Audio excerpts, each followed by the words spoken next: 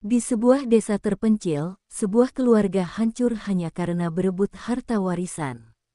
Keserakahan mengubah mereka menjadi buta, hingga sanggup mendatangkan santet untuk menjatuhkan darah dagingnya sendiri. Namun mereka lupa, ilmu hitam selalu menagih harga. Dan harga itu adalah darah. Satu persatu, mereka mulai dihantui, diteror, bahkan dirasuki oleh arwah yang tak bisa lagi dibendung. Inilah kisah kelam, santet berdarah demi rebutan harta warisan. Kisah nyata atau hanya mitos, hanya Anda yang bisa menilainya. Tapi ingat, keserakahan selalu berakhir dengan kutukan. Kematian Pak Darmo, juragan tanah di desa Karangjati, seharusnya menjadi duka yang mendalam bagi keluarganya. Namun, begitu jasadnya dikuburkan, suasana duka itu perlahan berganti dengan hawa panas penuh ketegangan. Ia meninggalkan sebidang tanah sawah yang luas, rumah besar berusia puluhan tahun, serta harta simpanan yang nilainya tidak sedikit. Celakanya, Pak Darmo tidak pernah menulis surat wasiat tentang bagaimana harta itu harus dibagi. Anak-anaknya, Samsuri si sulung, Ratno si tengah, dan Sulastri si bungsu, mulai saling curiga. Samsuri merasa dirinya paling berhak karena sebagai anak tertua, dialah yang seharusnya menjaga nama keluarga. Ratno menolak, ia beralasan selama ini dialah yang mengurus sawah dan menanggung sebagian besar kebutuhan orang tua. Sulastri, yang hanya seorang perempuan, dipandang remeh oleh kedua kakaknya, padahal ia merasa punya hak yang sama. Awalnya, perdebatan itu hanya berupa bisikan kecil di ruang keluarga. Namun, setelah beberapa hari, kata-kata kasar mulai terucap. Kalau bukan aku yang menguasai tanah itu, siapa lagi? Kau hanya tahu memakan hasil kerja orang lain, Ratno. Bentak Samsuri dengan wajah memerah. Ratno pun tak mau kalah, jangan sok jadi yang paling berjasa, Mas. Kalau tidak ada aku, sawah itu sudah lama jadi milik orang lain. Sulastri hanya bisa menangis di sudut ruangan, tak sanggup melihat kedua kakaknya saling mencaci. Ia mencoba menenangkan, tapi suaranya tak pernah dianggap. Aku hanya ingin kita rukun, tanah itu bisa dibagi rata, ucapnya lirih. Namun, justru kata-kata itu membuat pertengkaran semakin panas, karena bagi Samsuri dan Ratno, membagi rata sama saja dengan kehilangan apa yang mereka anggap sebagai hak penuh. Desa Karangjati mulai bergejolak, kabar pertengkaran keluarga Pak Darmo menyebar cepat dari mulut ke mulut. Hati-hati, kalau sudah soal warisan, bisa-bisa ada darah yang tertumpah, bisik seorang tetua desa. Beberapa tetangga memilih menjaga jarak, takut terseret dalam konflik keluarga yang semakin membara. Malam-malam di rumah warisan itu menjadi semakin menegangkan. Ketika suara jangkrik terdengar sayup, pertengkaran di dalam rumah justru makin keras. Kadang, suara pecahan piring dan pintu yang dibanting terdengar hingga ke jalan desa. Anak-anak kecil yang lewat sering ditarik orang tuanya dengan cepat, seolah rumah itu telah berubah menjadi sarang setan. Api keserakahan benar-benar membakar hati mereka. Tak ada lagi rasa hormat sebagai saudara, yang ada hanya keinginan untuk saling menguasai. Bahkan, ada desas-desus bahwa Ratno sudah mulai berkonsultasi dengan orang pintar di desa sebelah untuk mencari jalan cepat agar dirinya bisa menyingkirkan Samsuri. Meski masih sebatas gosip, desas-desus itu membuat bulu kuduk warga merinding. Dan benar saja, pada suatu malam yang penuh pertengkaran, terdengar suara teriakan panjang dari dalam rumah besar itu. Jeritan yang begitu nyaring, seakan datang dari perasaan sakit yang tak tertahankan. Para tetangga yang mendengar hanya berdiam diri, tak ada yang berani mendekat. Mereka tahu, malam itu adalah awal dari sebuah malapetaka yang akan menyeret keluarga Pak Darmo ke dalam kegelapan yang tak terbayangkan. Samsuri, sebagai anak tertua, merasa darahnya mendidih setiap kali melihat Ratno. Baginya, kehormatan keluarga dan tanah warisan harus berada di bawah kendalinya. Aku ini anak sulung, pewaris utama, gumamnya dalam hati, seakan menguatkan dirinya. Namun, Ratno juga punya alasan kuat. Ia merasa paling berjasa karena selama bertahun-tahun bekerja keras menjaga sawah, mengusir pencuri, dan mengatur hasil panen. Sulastri hanya bisa menjadi saksi dari pertengkaran yang tak berkesudahan itu. Di tengah konflik, datanglah seorang dukun tua bernama Mbah Sastro. Ia dikenal misterius, jarang bicara, namun banyak orang percaya dengan kesaktiannya. Konon, orang-orang yang pernah meminta bantuannya selalu mendapat jalan keluar, meski terkadang jalan itu berbau darah. Kabar kedatangan Mbah Sastro ke desa Karangjati membuat bulu kuduk sebagian warga berdiri, sebab biasanya kehadirannya pertanda ada urusan besar yang melibatkan dunia gaib. Ratno yang mulai tertekan, diam-diam mendatangi rumah gubuk Mbah Sastro di pinggir hutan. Malam itu bulan hanya separuh, cahaya redupnya menambah suasana menyeramkan. Ia membawa seekor ayam cemani, sebungkus rokok kretek, dan segenggam uang sebagai tanda permintaan. "Bah, aku ingin Mas Samsuri menyingkir. Aku ingin tanah itu jadi milikku," bisiknya lirih namun penuh dendam. Mbah Sastro menatap Ratno dengan mata tajam. Senyumnya tipis, seolah sudah menduga maksud kedatangan Ratno sejak awal. "Hati-hati dengan keinginanmu. Apa yang kau minta bisa terwujud, tapi ada harga yang harus kau bayar." Suaranya berat, seperti datang dari dalam tanah. Ratno sempat ragu, namun pikirannya sudah dikuasai keserakahan. Ia hanya mengangguk, menandakan persetujuannya. Malam itu, di bawah cahaya temaram lampu minyak, Mbah Sastro mulai melakukan ritual. Darah ayam cemani diteteskan ke tanah, sementara mantra-mantra kuno bergema lirih. Ratno duduk bersila, mencoba menahan rasa takut ketika angin berhembus kencang, membawa aroma anyir bercampur bau kemenyan. Sesekali, ia merasa seperti ada bayangan hitam yang menyentuh bahunya. "Mulai malam ini, roh akan mengikutimu," ujar Mbah Sastro setelah selesai. "Setiap langkahmu, ia ada di belakangmu. Apa yang kau inginkan, perlahan akan menjadi nyata. Tapi jangan menyesal jika bayangan itu kelak menagih sesuatu darimu."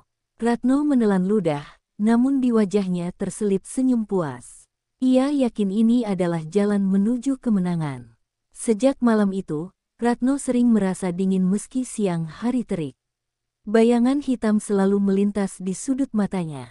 Kadang ia mendengar bisikan samar di telinganya, "Tenanglah, sebentar lagi, semua akan jadi milikmu."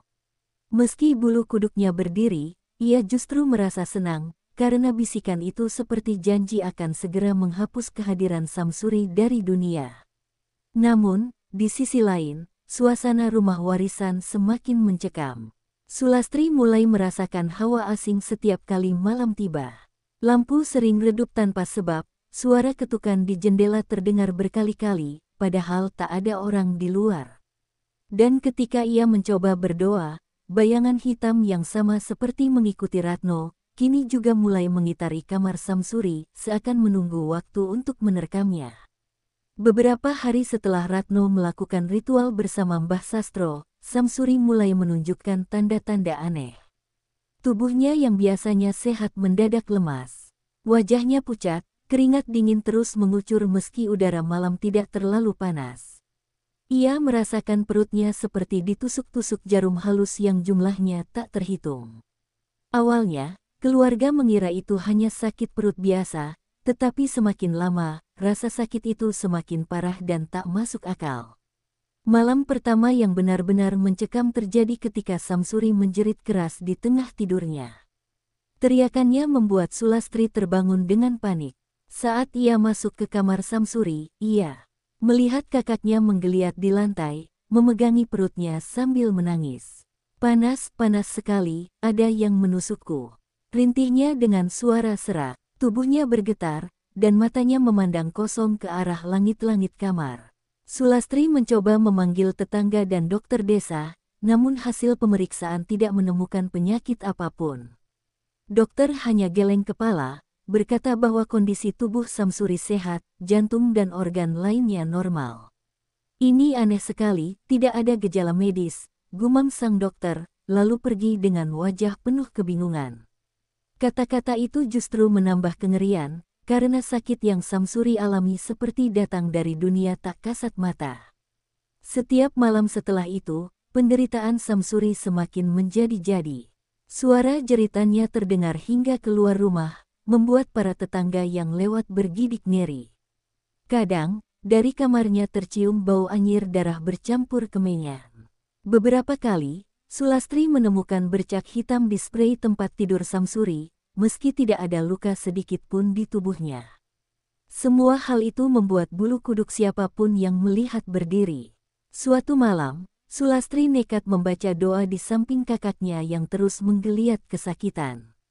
Namun, begitu bacaan ayat suci keluar dari bibirnya, Samsuri justru menjerit lebih keras, seolah ada sesuatu yang menolak doa itu.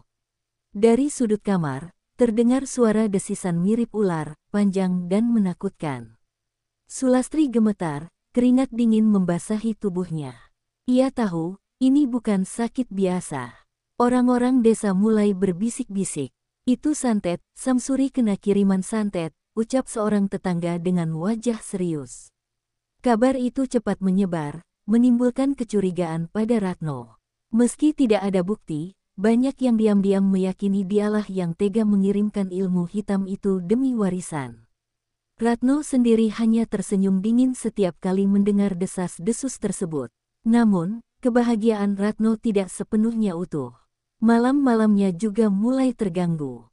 Saat ia sendiri di kamar, ia sering mendengar suara langkah kaki mengikuti dari belakang. Cermin di rumahnya memantulkan bayangan hitam yang berdiri tepat di sisinya. Meski santetnya berhasil mengenai Samsuri, roh yang dipanggil Mbah Sastro ternyata tidak pernah benar-benar pergi dari sisinya. Malam itu, ketika Samsuri menjerit lebih keras dari biasanya, Ratno terbangun dengan keringat deras. Di telinganya terdengar bisikan halus, "Satu sudah tumbang, tapi ingat, aku selalu lapar, aku akan terus menagih." Bisikan itu membuat tubuh Ratno membeku. Untuk pertama kalinya, ia sadar bahwa permainan santet bukan hanya soal menyingkirkan saudara, tapi juga soal mengikat dirinya dengan kekuatan gelap yang tak akan pernah kenyang. Hari-hari penderitaan Samsuri berakhir dengan cara yang mengerikan. Setelah berminggu-minggu tersiksa oleh rasa sakit misterius, tubuhnya tiba-tiba kaku pada suatu malam.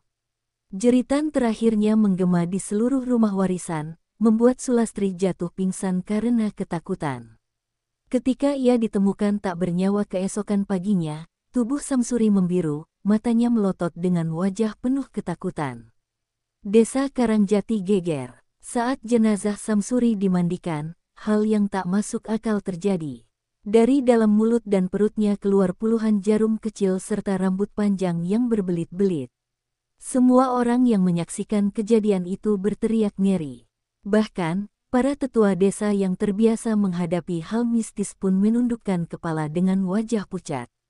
"Ini jelas santet," bisik salah seorang di antara mereka. Pemakaman Samsuri berlangsung mencekam. Tidak ada tangisan biasa dari keluarga, yang ada hanya tatapan penuh ketakutan dan bisikan-bisikan pelan. Sulastri menangis sesenggukan di samping makam, sementara Ratno berdiri kaku dengan wajah dingin. Beberapa warga mencurigainya, namun tidak ada yang berani menuduh langsung. Semua hanya bisa berbisik di belakang. Sejak malam itu, rumah besar warisan Pak Darmo berubah seperti tempat angker. Lampu sering berkedip-kedip tanpa sebab, suara langkah kaki terdengar di lorong rumah, dan pintu kamar Samsuri selalu terbuka sendiri meski sudah dikunci. Sulastri sering mendengar suara kakaknya memanggil namanya dengan suara serak penuh penderitaan. Ketakutan membuatnya jarang tidur, dan matanya selalu sembab karena menangis. Ratno, meski berpura-pura tenang, sebenarnya juga mulai dihantui. Malam-malamnya dipenuhi mimpi buruk. Ia melihat Samsuri dengan tubuh penuh jarum, berdiri di ujung tempat tidurnya, menatap dengan mata kosong. "Kau, saudaraku sendiri, kau yang mengirim ini padaku," suara itu bergema di telinganya. Setiap kali ia terbangun, tubuhnya basah oleh keringat dingin. Namun, Ratno selalu menenangkan dirinya dengan pikiran tentang harta. "Semua ini sepadan, aku akan menjadi pewaris tunggal," gumamnya, meyakinkan diri sendiri. Ia mencoba melupakan mimpi-mimpi buruk itu dengan mabuk-mabukan di warung kopi desa, seolah ingin menenggelamkan rasa takutnya. Tapi bayangan Samsuri selalu menunggu saat ia kembali pulang. Mbah Sastro, dukun tua yang membantu Ratno, hanya tertawa ketika Ratno mengadu ketakutan. Itulah harga dari keinginanmu. Santet butuh tumbal, dan kau sudah memberinya. Tapi ingat, roh itu tidak pernah puas. Selama ada dendam, ia akan terus menagih. Ratno menelan ludah, tapi ia tetap bersikeras. Kalau begitu, biarlah Sulastri yang berikutnya. Ucapan itu seperti membuka pintu baru menuju kegelapan yang lebih dalam. Sejak malam itu, suara jeritan dari kamar Samsuri tidak lagi hanya terdengar sekali-sekali. Kini, suara itu hampir setiap malam menghantui rumah, membuat Sulastri semakin ketakutan dan Ratno semakin gelisah. Ia tahu, santet pertama berhasil, dan kini darah pertama sudah tertumpah, tumbal pertama telah diberikan. Kematian Samsuri ternyata tidak menyelesaikan pertikaian warisan, justru memperuncing keadaan. Sulastri, sebagai satu-satunya saudara yang tersisa, merasa ketakutan sekaligus tertekan. Ia tahu Ratno mengincar bagian warisan yang sama, bahkan ia menduga keras kematian Samsuri bukanlah hal wajar. Air mata Sulastri kerap jatuh setiap kali melewati kamar kakaknya yang kini kosong, tapi masih penuh dengan hawa dingin dan bau anyir darah yang seakan menempel di dinding. Ratno, di sisi lain, merasa kemenangannya tinggal selangkah lagi. Namun, mimpi buruk yang terus menghantui membuat tidurnya tak pernah tenang. Ia sering terbangun dengan tubuh penuh lebam, seakan ada tangan gaib yang mencengkramnya di malam hari. Ketakutan itu tidak membuatnya mundur, justru ia semakin yakin bahwa untuk benar-benar tenang, ia harus menyingkirkan Sulastri. Sulastri mulai mencari jalan perlindungan. Ia mendatangi seorang kiai bernama Kiai Ma'ruf di desa sebelah, seorang ulama yang dikenal tegas menentang ilmu hitam. Dengan mata sembab, ia menceritakan semua penderitaan keluarganya. Kiai Ma'ruf menghela napas panjang, lalu berkata, "Jangan lawan dengan kebencian. Lawan dengan doa. Jika benar santet itu datang dari saudaramu, maka ia akan menuai apa yang ia tanam." Meski begitu, Sulastri tetap dicekam rasa takut. Setiap malam, ia mendengar bisikan aneh di telinganya. Kadang suara perempuan menangis, kadang suara laki-laki berteriak seperti kesakitan.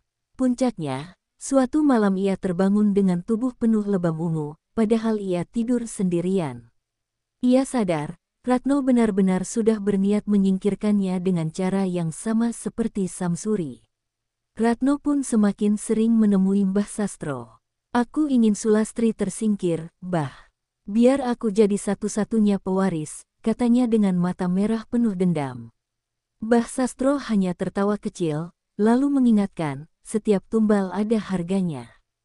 Kau sudah menyerahkan nyawa kakakmu, dan kini kau ingin adikmu.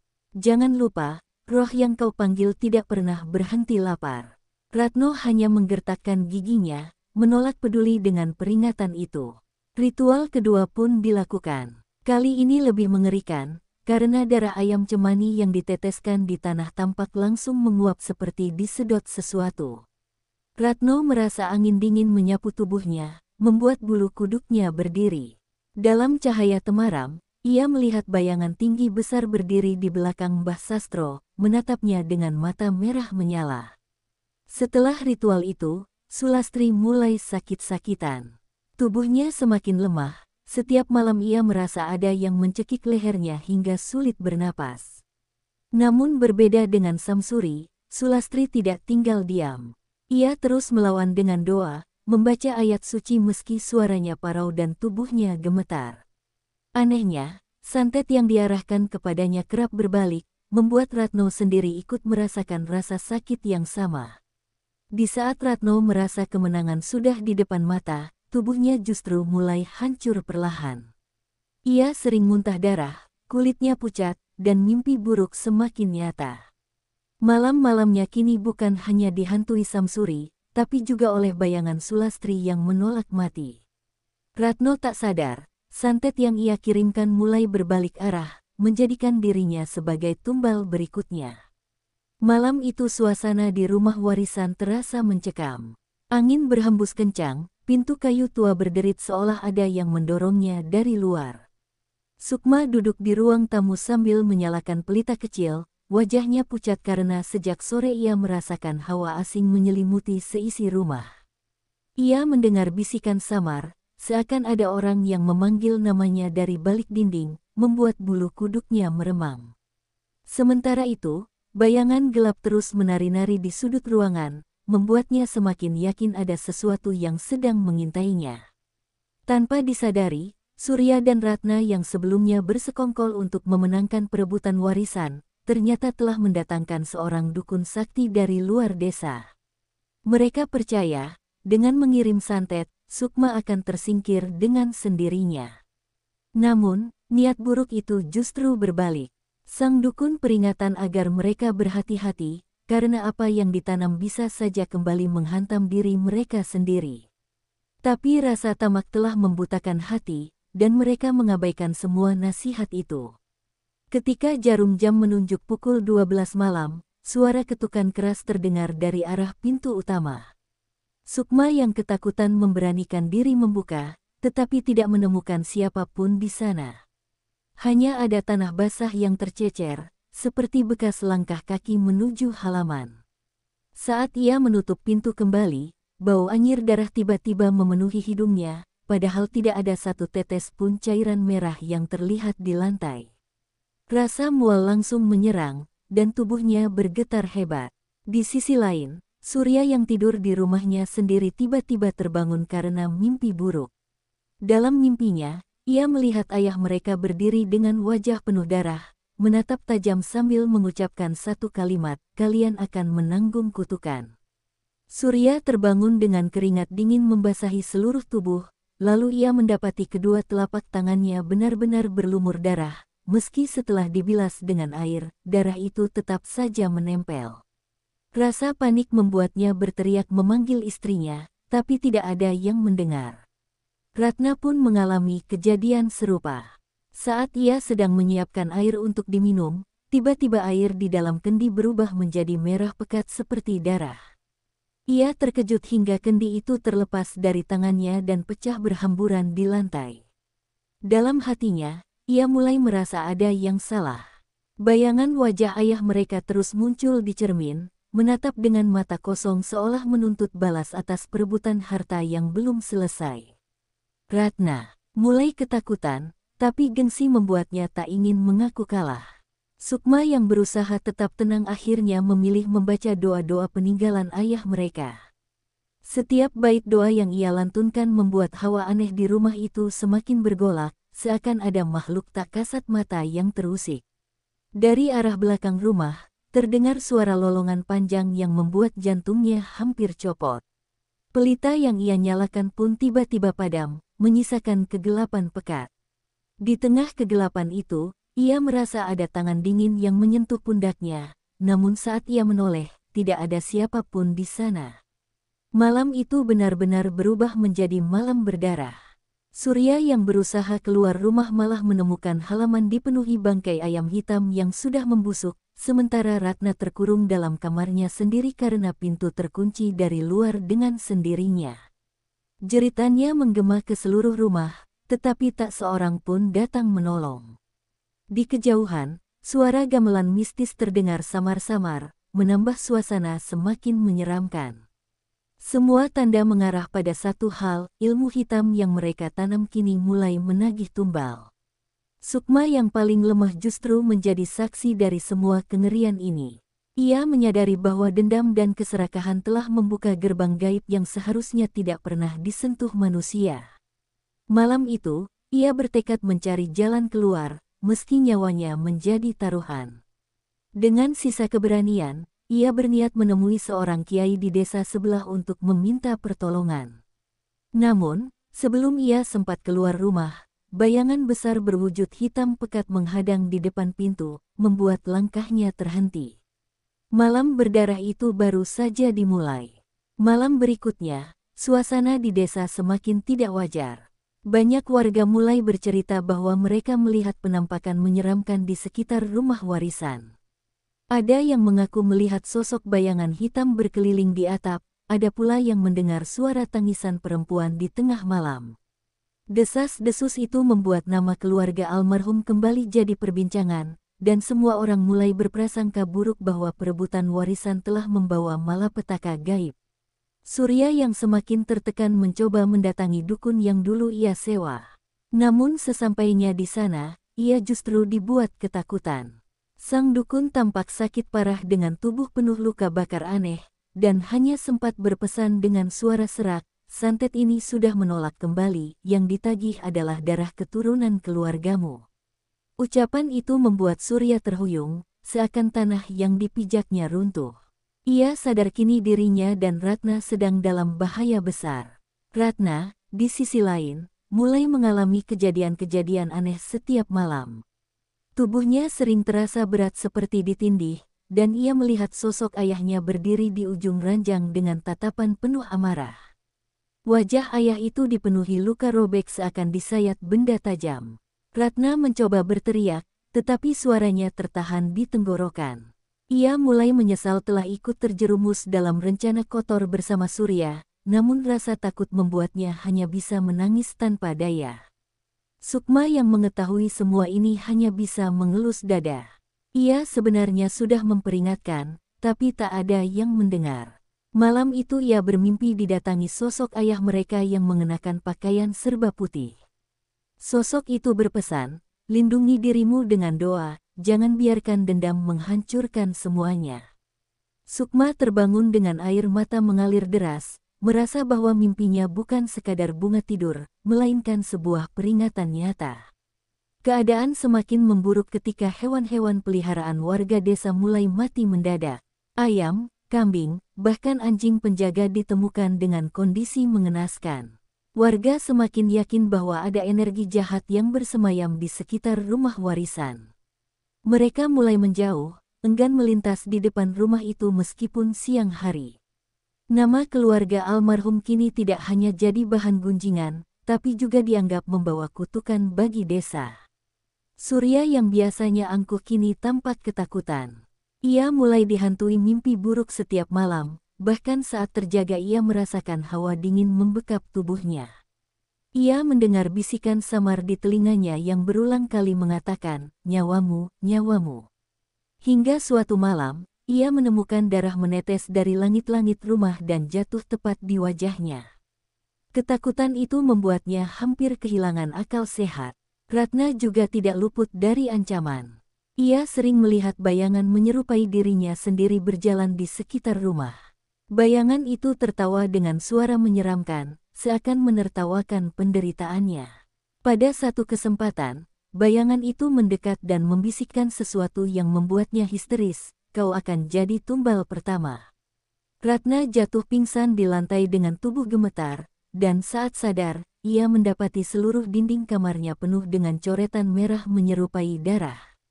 Sementara itu, Sukma berusaha mencari pertolongan dengan mendatangi seorang kiai di desa sebelah. Ia menceritakan semua kejadian menyeramkan yang menimpa keluarganya. Sang kiai mendengarkan dengan tenang, lalu berkata, "Keserakahan telah membuka pintu untuk makhluk-makhluk jahat. Jika tidak segera ditutup dengan doa dan pertobatan, akan ada nyawa yang melayang sebagai tumbal." Ucapan itu menegaskan bahwa bahaya sudah di depan mata, dan malam-malam berikutnya hanya akan semakin berdarah. Malam itu, langit gelap tanpa bintang, seakan seluruh alam ikut menutup mata dari tragedi yang akan terjadi. Angin kencang bertiup, membuat pepohonan di sekitar rumah warisan bergoyang liar. Sukma duduk di ruang tengah sambil menggenggam tasbih pemberian ayahnya, berusaha menguatkan hati dengan doa-doa. Namun suasana begitu mencekam, karena suara langkah kaki asing terus terdengar di atap rumah, disusul lolongan panjang yang membuat bulu kuduknya berdiri. Ia tahu, malam ini adalah malam penentuan. Surya yang tadinya bersembunyi di kamarnya akhirnya tak tahan lagi. Ia keluar dengan wajah pucat, matanya cekung, dan tubuhnya gemetar. "Aku tak kuat lagi, Sukma. Semua ini salahku. Aku yang mendatangkan dukun itu," ucapnya dengan suara lirih. Sukma menatap kakaknya dengan campuran iba dan marah, tapi belum sempat ia menjawab, tiba-tiba lampu minyak yang menerangi ruangan padam dengan sendirinya. Rumah itu tenggelam dalam kegelapan. Ratna yang sejak sore sudah merasa gelisah, mulai menjerit histeris. Dari arah lorong kamar, ia melihat sosok hitam tinggi besar dengan mata merah menyala melangkah mendekat. Tubuhnya dipenuhi darah segar yang menetes ke lantai. Ratna berusaha berlari, namun kakinya seperti terikat. Jeritannya makin keras, tapi suaranya lenyap ditelan angin malam. Sukma bergegas mencoba menarik Ratna, namun sosok itu menghilang begitu saja, meninggalkan bau anyir menusuk hidung. Tak lama setelah itu, terdengar suara benda jatuh keras dari dapur. Surya memberanikan diri memeriksa, namun begitu ia masuk, darah segar menetes dari langit-langit dan menimpa kepalanya. Ia menjerit ketakutan, lalu tubuhnya jatuh tersungkur. Sukma yang menyusul mendapati wajah Surya penuh darah, sementara di dinding dapur tertulis kalimat menyeramkan dengan cairan merah, "Tumbal harus dibayar." Kalimat itu berulang-ulang memenuhi dinding, membuat Sukma hampir kehilangan kesadaran. Ratna semakin panik. Ia merasa ada sesuatu yang masuk ke dalam tubuhnya. Matanya tiba-tiba berubah kosong, tubuhnya kaku, dan ia tertawa dengan suara bukan miliknya. "Harta itu milikku, darah kalian akan jadi gantinya," ucapnya dengan nada berat. Sukma sadar bahwa Ratna telah dirasuki oleh sesuatu. Ia mencoba mendekati Ratna sambil terus membaca doa, tapi sosok dalam tubuh Ratna meraung keras, hingga kaca jendela pecah berkeping-keping. Di luar rumah, warga yang diam-diam memperhatikan mulai berkerumun. Mereka mendengar jeritan dan suara kaca pecah dari dalam. Namun tidak ada satupun yang berani mendekat. Rumah warisan itu kini benar-benar berubah menyeramkan, diselimuti kabut tebal dan bau anyir darah yang menusuk. Para tetua desa hanya bisa berbisik, santet itu sudah menagih tumbalnya. Sukma yang masih bertahan kini dikepung kengerian. Surya pingsan dengan tubuh penuh darah, Ratna dikuasai makhluk gaib, dan dirinya terjebak di antara keduanya. Ia berlutut, memohon ampun kepada Tuhan dan meminta roh ayahnya melindungi mereka. Tiba-tiba, dari arah pintu masuk, muncul bayangan samar sosok ayah mereka dengan wajah serius, lalu terdengar suara berat, "Keserakahan telah menjerumuskan kalian, satu nyawa harus menjadi korban." Malam itu, jeritan panjang terdengar hingga ke seluruh desa, membuat semua orang terbangun. Namun tak ada yang berani mendekati rumah warisan. Saat fajar menyingsing, rumah itu sunyi, pintu terbuka lebar, dan hanya tersisa genangan darah di lantai. Tidak ada seorang pun yang keluar, dan nasib Sukma, Surya, maupun Ratna masih menjadi misteri. Sejak saat itu, rumah warisan dikenal sebagai rumah terkutuk, tempat di mana keserakahan memanggil maut. Malam berdarah itu meninggalkan jejak yang tak pernah bisa terhapus. Rumah warisan kini hanya tersisa sunyi, namun bau anyir darah masih tercium oleh siapapun yang berani mendekat. Tak ada yang tahu apa sebenarnya terjadi pada Sukma, Surya, dan Ratna. Hanya genangan darah dan jeritan yang terdengar hingga jauh malam menjadi saksi bisu. Desa pun percaya, santet telah menagih tumbalnya. Dari kisah ini, kita belajar keserakahan tak pernah membawa berkah, hanya kutukan dan kehancuran. Harta bisa habis, tapi dosa dan dendam akan terus menjerat hingga ke liang lahat. Santet berdarah demi rebutan harta warisan. Diiringi suara jeritan samar yang memudar.